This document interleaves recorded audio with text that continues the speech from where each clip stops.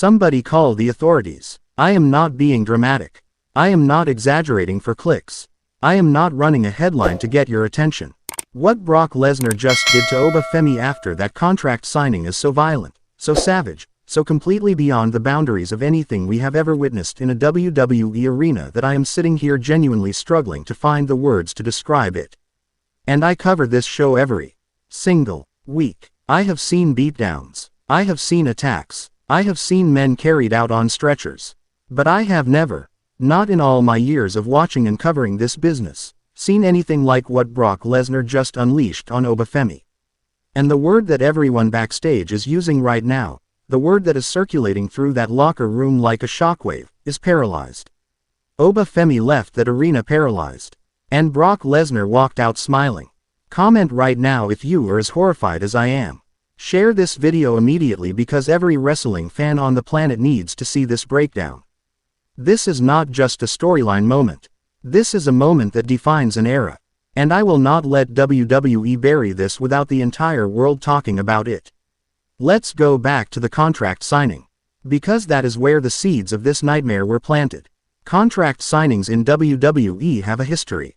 We know the formula. Two superstars sit across from each other, words get exchanged, tensions build, something gets flipped, someone gets shoved, and occasionally things escalate into a brawl. We have seen it 100 times. We thought we knew what was coming. Oba Femi sat at that table, young, confident, electric, the most physically gifted, most athletically remarkable young superstar WWE has produced in years. The NXT North American Champion. The man they call the Predator of NXT.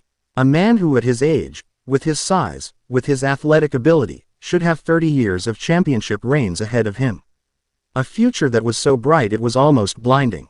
And Brock Lesnar sat across from him. And here is where people made their mistake. Here is where everyone in that arena, everyone watching at home, everyone in that production truck made the same critical error. They looked at Brock Lesnar and they saw an aging beast. They saw a man past his prime.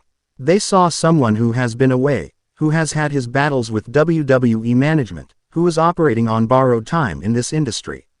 They thought Lesnar was there to sign a contract and have a match, a competitive, thrilling match between the old guard and the future. They thought this was a passing of the torch moment. They were wrong, and Oba Femi paid the price for that assumption with his body.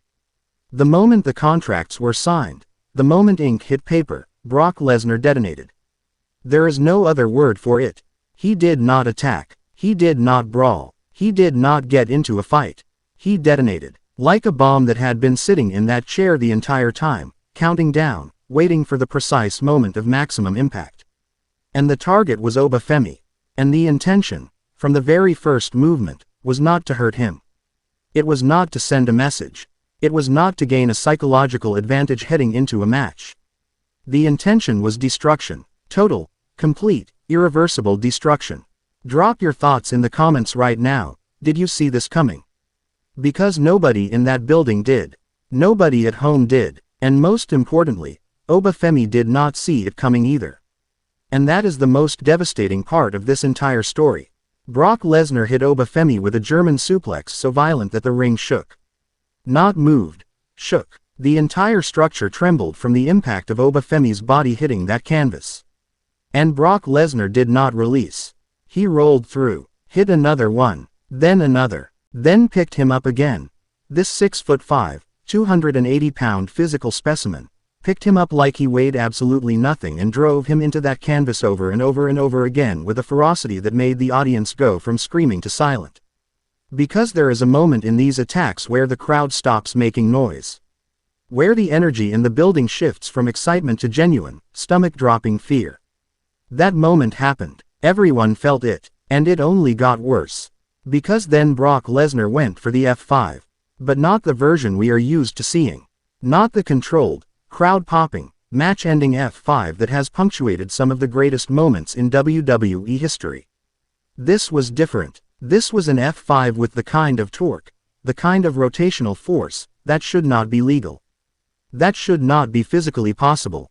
Oba Femi's body twisted in a way that made trained medical professionals at ringside visibly react. And when he hit that mat, when Brock Lesnar drove him into that canvas one final time, Oba Femi did not move. He did not roll. He did not clutch an injured area. He did not do anything that a human being in pain does instinctively. He just lay there, completely still, paralyzed. Share this video right now. Pause whatever you are doing, share it to every platform, because what I am about to break down next is the part that makes this story even more infuriating and even more disturbing than the attack itself. This was not a loss of control. That is the thing that people need to understand about Brock Lesnar. The most dangerous version of Brock Lesnar is not the emotional version. It is not the version that snaps in the heat of the moment. The most dangerous version of Brock Lesnar is the cold version. The calculated version. The version that sits across a table, shakes hands, signs a contract, looks a young man in the eyes, and then the moment that young man lets his guard down for a single second, destroys him with a precision that only comes from decades of knowing exactly how to break a human body. This was premeditated. Brock Lesnar walked into that contract signing with a plan. He agreed to sit at that table with a plan. He smiled, he performed, he played the role of a man who was there to compete fairly, and all of it was a setup. All of it was theater designed to lower Oba Femi's defenses at the exact moment Lesnar needed them lowered. This is not the Beast Incarnate acting out of rage. This is a predator, a real, genuine, ice-cold predator, who used every single second of that contract signing as a hunting exercise. And Oba Femi, young, brilliant, talented, fearless Oba Femi, walked right into it. Because how could he have known? How could anyone have prepared for this? You cannot game plan for someone who is willing to go this far.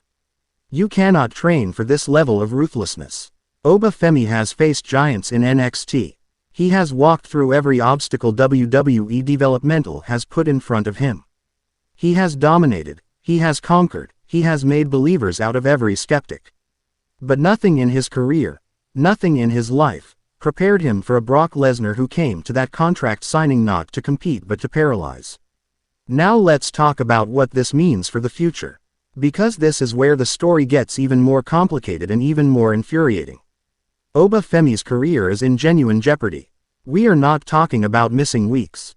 We are not talking about a storyline injury that keeps him off television for a month and then he returns looking stronger. We are talking about real, physical damage that has real, physical consequences. The word coming out of that locker room is serious. The concern from people close to Oba Femi is real. And the silence from WWE management in the immediate aftermath of this attack tells you everything you need to know about how severe the situation actually is. Because when WWE goes quiet, it is never a good sign. When the production truck cuts away and the commentary team struggles to find words and the camera focuses on medical personnel who are moving with urgency rather than routine, that is when you know this has crossed a line. And this crossed every line. Brock Lesnar, meanwhile, walked to the back. Did not run, did not look over his shoulder, did not react to the chaos he left behind. He walked, slowly, deliberately, like a man who did exactly what he came to do and has absolutely zero regret about any of it. That image, Brock Lesnar walking calmly through the curtain while Oba Femi lay motionless in the ring, is going to live in the memory of every person who witnessed it for the rest of their lives. And here is the question that is burning through the entire WWE universe right now. Why? Why Oba Femi? Why now? What is Brock Lesnar's endgame here? Because the Beast does not do anything without a reason. There is a motivation here that goes deeper than a contract signing. There is a message being sent that goes beyond just hurting one superstar. Brock Lesnar looked at the future of WWE, looked at the next generation, the rising stars, the young talent that was supposed to carry this company forward, and he picked the brightest one. He picked the most talented one. He picked the one with the most potential, the most promise, the most undeniable upside. And he tried to end him before the story even really began. That is the message. That is what Brock Lesnar is communicating to every young superstar in WWE right now. The future does not come for free. The future does not get handed to you just because you are talented and young and hungry. The future has a gatekeeper. And that gatekeeper just introduced himself to Oba Femi in the most violent, most devastating, most paralyzing way imaginable. This is Ring Rumble 1 and I am furious. I am genuinely, deeply furious about what happened to Oba Femi. If you are too, like this video right now. Share it everywhere. And tell me in the comments, is Oba Femi's career over? Can he come back from this? And what does WWE do about Brock Lesnar? Because right now, nobody has answers. And that silence is the loudest, most terrifying sound in professional wrestling.